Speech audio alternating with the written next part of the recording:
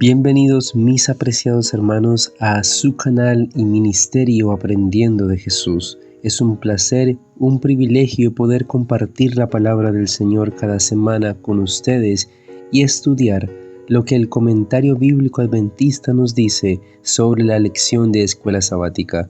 Ya hemos llegado a la lección número 12, titulada Juzgado y Crucificado.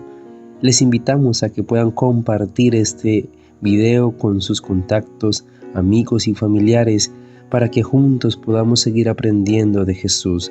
Es importante para nosotros sus comentarios, sus likes y sus aportes para poder crecer para la honra y gloria de nuestro Dios. Vamos a orar para comenzar. Padre Santo que estás en el cielo, gracias, oh Dios, te damos por la oportunidad que nos das de estudiar tu palabra y por compartir un mensaje de esperanza que sin duda nos ayudará a poder estar aprendiendo de tu palabra y mejorar cada día más.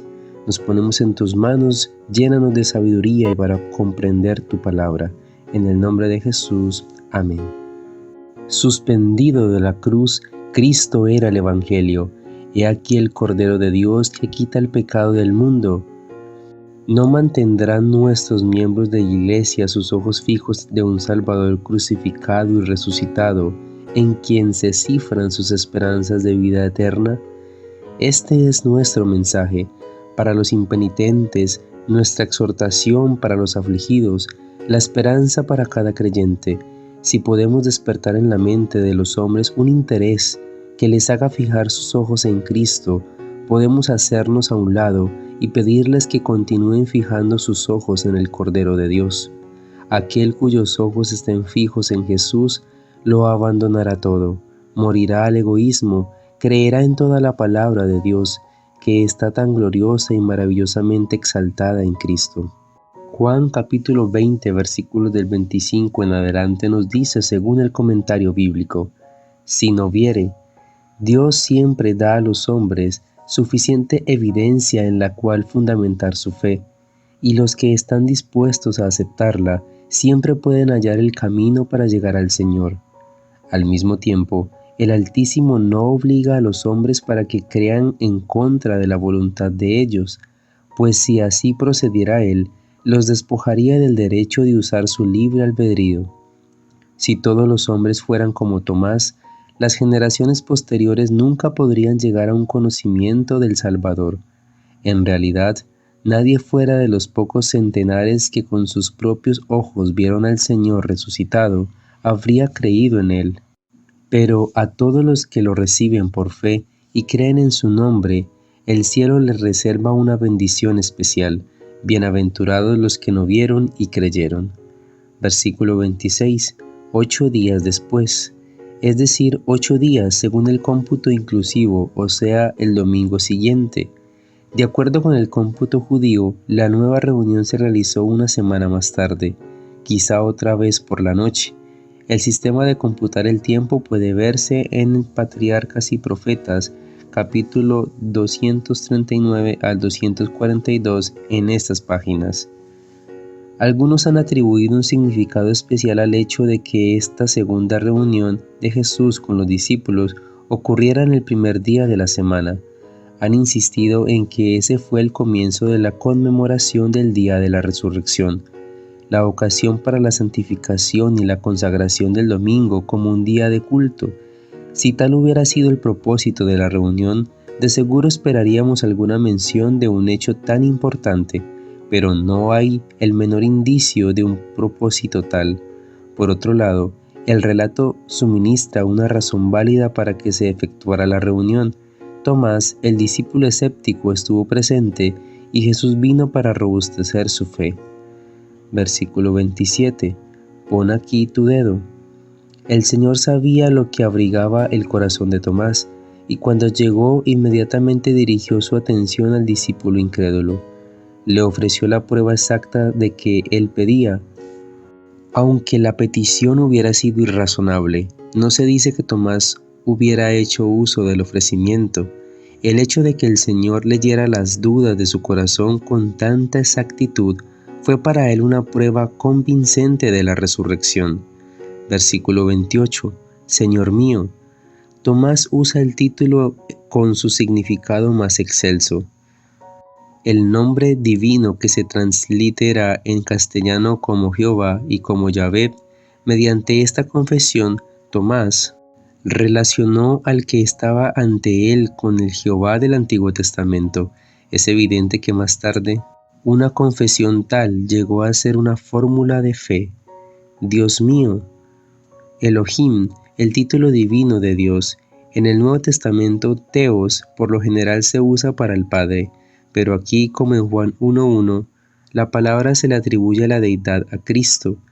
Aunque había muchas cosas acerca de la relación de las personas de la deidad que Tomás todavía no comprendía, claramente su confesión fue más profunda y más abarcante en sus alcances e implicaciones que las que habían hecho antes otros de los discípulos. Versículo 29. ¿Me has visto? Parece que Tomás no había aceptado la invitación de tocar las huellas de los clavos y la cicatriz dejada por el lancero, pero a lo menos demandaba comprobarlo con sus ojos. No estaba dispuesto a creer basándose en el testimonio de otros únicamente. Jesús reprochó su falta de fe y alabó a los que estaban dispuestos a creer sin la comprobación de sus sentidos. Juan capítulo 1, versículo 1, según el comentario bíblico, nos dice: en el principio. La frase denota el tiempo más remoto que se pueda concebir, antes de la creación de todas las cosas, antes de todo y de cualquier otro principio, es decir, la eternidad pasada. El relato de la creación comienza con las palabras hebreas equivalentes, así como en Génesis 1 se expone la naturaleza de la creación y el hecho de que el hombre fue originalmente formado a la imagen de Dios. Así también el prólogo del Evangelio de Juan hace resaltar la naturaleza del Creador y los medios por los cuales Dios se propuso que fuera posible la nueva creación del hombre a la imagen divina. En Génesis 1:1 se refiere al principio de este mundo, pero el verbo de Juan 1:1 es el creador de todas las cosas y por lo tanto precede al principio de Génesis 1:1, de modo que el principio de Juan 1:1 es anterior al principio de Génesis 1:1. Cuando comenzó todo lo que tuvo un principio, el verbo ya era. Era. Expresa continuidad de existencia o siendo. El verbo era por toda la eternidad nunca llegó a ser tal, pero en el tiempo, el verbo fue hecho literalmente, llegó a ser, una forma que expresa una acción iniciada y completada en un momento dado, de modo que Cristo siempre ha sido Dios, pero por contraste llegó a ser hombre. Tanto con el significado de las palabras como con la forma de ellas, Juan hace resaltar la continua, atemporal e ilimitada existencia de Cristo antes de su encarnación. En la eternidad pasada no había un punto de referencia antes del cual se pudiera haber dicho que no existía el Verbo. El Hijo existía con el Padre desde toda la eternidad. Nunca hubo un tiempo cuando Él no haya estado en estrecha relación con el Dios eterno. Comparar con Apocalipsis 22:13, donde Jesús se proclama a sí mismo el principio y el fin. Él es el mismo ayer, hoy y por los siglos. Verbo, palabra o exclamación, dicho, discurso, narración, relato, tratado, con énfasis en la disposición sistemática y llena de significado de los pensamientos así expresados. Aquí Juan emplea el término para designar a Cristo, quien vino para revelar el carácter, la mente y la voluntad del Padre, así como un discurso es la expresión de ideas. Se usa por lo general tanto para la acción creadora como para la expresión de comunicación de la mente de Dios y su voluntad. Sin duda, estas formas de emplear en el Antiguo Testamento estaban en la mente de Juan cuando escribió este pasaje. Dios ha expresado su voluntad divina y su propósito mediante la creación y mediante la revelación también. Ahora lo ha hecho mediante la encarnación, que es su revelación suprema y perfecta. De modo que la palabra logos resume el tema dominante del libro de Juan. El término identifica a Cristo como la expresión encarnada de la voluntad del Padre de que todos los hombres sean salvos, como el pensamiento de Dios hecho audible, con Dios. La palabra pros denota relación íntima y compañerismo. Si Juan sencillamente hubiera querido decir que en el principio el Verbo estaba con las proximidades de Dios, podría haberse esperado que empleara la palabra para, es decir, al lado, o el vocablo metá. Pero Juan se proponía expresar más de lo que cualquiera de esas palabras podría significar cuando escribió: abogado tenemos para con el Padre, no en el sentido de que Jesús sencillamente está en la presencia del Padre, sino que está estrechamente relacionado con el Padre en la obra de la salvación. Pros se usa en el mismo sentido en Hebreos 4:13. A quien tenemos que dar cuenta, es decir, con quien tenemos que vérnosla. La palabra que implica estrecha relación personal en una empresa de interés mutuo e incumbencia de ambos. El hecho de que el Verbo era con Dios, es decir, con el Padre, enfáticamente declara que Él era un ser completamente distinto al Padre. Como lo aclara el contexto, el Verbo estaba relacionado con Dios en un sentido único y exclusivo. El Verbo era con Dios en la eternidad pasada, pero se hizo carne a fin de estar con nosotros. Él era Emmanuel, Dios con nosotros. Es imposible comprender la importancia de la encarnación a menos que se le proyecte en el telón de fondo de la existencia eterna de Cristo como Dios y como íntimamente unido a Dios. El Verbo era Dios. En griego, la ausencia del artículo definido delante de la palabra Dios hace que sea imposible traducir esta declaración como Dios era el Verbo. Traducirla así sería igualar a Dios con el Verbo, limitando así la deidad exclusivamente al Verbo. Los dos términos Verbo y Dios no son enteramente intercambiables. Sería tan erróneo decir que Dios era el Verbo como decir que el amor es Dios, o que la carne fue hecha al Verbo, aunque aquí, en el versículo 1, a la palabra Dios le falta el artículo definido, lo cual en griego suele indicar que debe añadírsele el artículo indefinido. Sin embargo, tiene un sentido definido. La declaración no se puede traducir "el Verbo era un Dios", como si el Verbo fuera un Dios entre muchos otros dioses.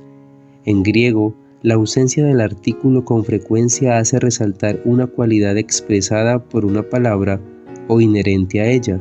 Por lo tanto, Juan quiere decir que el Verbo participaba de la esencia de la deidad, que era divino en el sentido máximo y absoluto.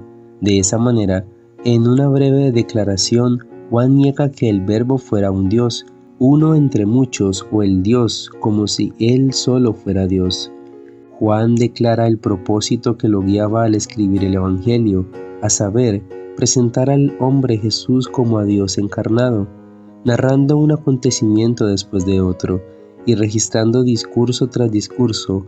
Juan va fielmente en pos de ese fin. En su conclusión, observa que su propósito al escribir era guiar a otros para que creyeran que Jesús es el Cristo, el Hijo de Dios, y para que creyendo pudieran tener vida en su nombre. En la introducción de su primera epístola, otra vez Juan se refiere a su experiencia personal con el Verbo. Así también las palabras iniciales del Apocalipsis declaran que esta es la revelación de Jesucristo. Cristo es eternamente Dios en el sentido supremo y absoluto del término. En cuanto a la ficción de que Jesús fue meramente un gran hombre y un buen hombre, ver Mateo 16:16. Con Cristo estoy juntamente crucificado, y ya no vivo yo, mas vive Cristo en mí, y lo que ahora vivo en la carne lo vivo en la fe del Hijo de Dios, el cual me amó y se entregó a sí mismo por mí. Gálatas 2:20. Cristo fue crucificado por el hombre caído, pero para muchos que se llaman cristianos, este acontecimiento no significa nada. Niegan en la práctica la cruz de Cristo. Admiten que Cristo murió en la cruz, pero debido a que hay una crucifixión para ellos en su experiencia, no quieren recibir las lecciones que los inducirían a la abnegación y al sacrificio propio. Hay cristianos solos de nombre. El punto central de su fe no es un Salvador crucificado y resucitado, que concede a todos los que reciben el privilegio de convertirse en hijos e hijas de Dios. Abandonad los placeres del pecado a cambio del cielo y la vida eterna, que son los pocos días de complacencia egoísta que no contienen ni una sola gota genuina de felicidad en comparación con la eternidad de bendición que aguarda a las almas fieles. No apartéis el amor de Cristo de vuestra alma. Mirad a la cruz del Calvario si deseáis una prueba tangible de su amor. El cielo contempla con interés lo que hacéis. Los ángeles se asombran cuando ven que os apartáis indiferentes de las bendiciones que se os confieren. Si rehusáis responder a la atracción del amor de Dios, finalmente os pondréis rebeldes y desafiantes. Los que se niegan a sí mismos para hacer el bien y se dedican con todo lo que tienen al servicio de Cristo, gustarán la felicidad que el hombre egoísta busca en vano. Había sido la costumbre de Pablo adoptar un estilo retórico en su predicación. Era un hombre preparado para hacer y hablar ante leyes, ante los hombres más grandes y doctos de Atenas, y sus conocimientos intelectuales eran a menudo de valor al preparar el camino para el Evangelio. Trató de hacer esto en Atenas, enfrentando la elocuencia con elocuencia, la filosofía con filosofía y la lógica con lógica, pero no encontró el éxito que esperaba. Su perspicacia lo llevó a comprender que necesitaba algo que estaba más allá de la sabiduría humana. Debía recibir su poder de una fuente superior, a fin de convencer y convertir a los pecadores. El Espíritu de Dios debía intervenir en su obra y santificar todo proceso espiritual.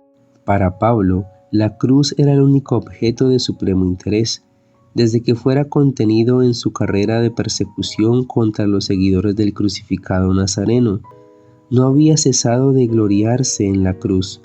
Sabía por experiencia personal que una vez que un pecador contempla el amor del Padre, como se lo ve en el sacrificio de su Hijo, y se entrega a la influencia divina, se produce un cambio de corazón, y Cristo es desde entonces todo en todo. En ocasión de su conversión, Pablo se llenó de un vehemente deseo de ayudar a sus semejantes a contemplar a Jesús de Nazaret como el Hijo del Dios vivo, poderoso para transformar y salvar. Desde entonces, dedicó enteramente su vida al esfuerzo de pintar el amor y el poder del crucificado. Los esfuerzos del apóstol no se limitaban a la predicación pública. Había muchos que no podrían ser alcanzados de esa manera. Visitaba a los enfermos y tristes, consolaba a los afligidos y animaba a los oprimidos. En todo lo que decía y hacía, magnificaba el nombre de Jesús. Pablo comprendía que su suficiencia no estaba en él, sino en la presencia del Espíritu Santo, cuya misericordiosa influencia llenaba su corazón. El yo estaba escondido, Cristo era revelado y ensalzado. Mientras entendemos este profundo mensaje, el amor y el cuidado que tiene nuestro Salvador para con todos nosotros, el leer la palabra de Dios y el arrodillarnos en oración, nos impresiona la bondad y la misericordia de Dios, que no puede ofrecer cualquier cosa a sus hijos, sino todo lo que le podamos pedir conforme a su voluntad. Una petición especial que pueda sentir esta unión con nuestro Salvador. Pensar en la bondad y el amor de nuestro Padre Celestial es algo que nos llena de motivación y nos quebranta en algunos momentos de nuestra vida, porque Cristo fue crucificado por nosotros. Desaprovecharemos la oportunidad de la gracia y dejaremos sin valor lo que hizo Jesús por nuestras vidas. No sabemos lo que nos depara el porvenir, y nuestra única seguridad consiste en andar con Cristo, con nuestra mano en la suya y el corazón lleno de perfecta confianza. ¿No ha dicho Él acaso: «Oh, forzará a alguien mi fortaleza? Haga conmigo paz, sí haga conmigo paz»? Mantengámonos junto al Salvador, caminemos humildemente con Él. Llenos de mansedumbre, escóndase el yo con Él en Dios. Me duele el corazón cuando veo a tantos que hacen del yo su ídolo. Cristo pagó el precio de la redención por ellos. A Él le pertenece todo el servicio que puedan prestar sus facultades, pero sus corazones están llenos de amor propio y del afán de ostentación. No piensan en las palabras: si alguno quiere venir en pos de mí, niéguese a sí mismo, tome su cruz y sígame. Entre aquellos sobre quienes caerá una amargura desilusión en el día de ajuste final de cuentas, se encontrarán algunos que son aparentemente religiosos y que exteriormente viven vidas cristianas, pero el yo impregna todo lo que hacen. Se sienten orgullosos de su moralidad, su influencia, su capacidad de ocupar puestos más elevados que los demás y de su conocimiento de la verdad, porque piensan que gracias a estas cosas obtendrán el beneplácito de Cristo. Señor, imploran delante de ti: hemos comido y bebido, y en nuestras plazas enseñaste. ¿No profetizamos en tu nombre, y en tu nombre echamos fuera demonios, y en tu nombre hicimos muchos milagros? Padre Santo que estás en el cielo, gracias te damos, oh Dios, por este mensaje. Un mensaje que nos lleva a motivarnos y a reflexionar.